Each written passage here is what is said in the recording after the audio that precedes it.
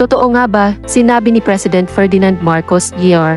na dapat maghanda ang Pilipinas para sa anumang eventualidad dahil sa mas mataas na tensyon sa Indo-Pacific na rehiyon tungkol sa mga gustong sakupin sa soberanya sa South China Sea pati na rin ang mga issue sa seguridad sa palibot ng kalapit na Taiwan. Ang Pilipinas ay nagkaroon ng mahabang pakikipag-usap sa China tungkol sa dagat ng South China.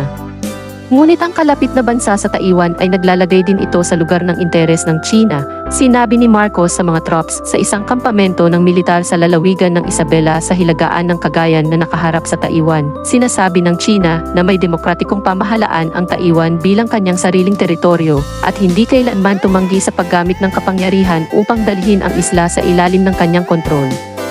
Ipinangako ng Taiwan ng malakas ang mga pangako sa soberanya ng China at sinasabi na ang mga tao lamang ng isla ay maaaring magpasya sa kanilang hinaharap. Taiwan ay tahanan ng higit sa 150,000 Filipino.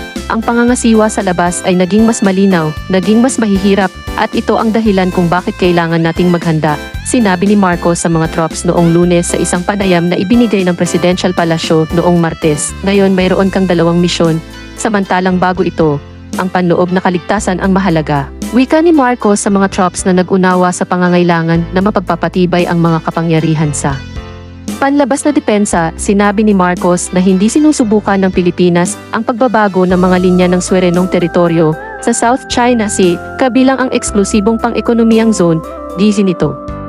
At ang Pilipinas ay nakikipagtulungan na ipagtanggol ang kanyang sarili habang nagtatrabaho sa diplomacy. Tensyon sa China ay escalated sa nakaraang taon dahil sa madalas na maritime run-in sa loob ng Pilipinas EZ sa South China Sea.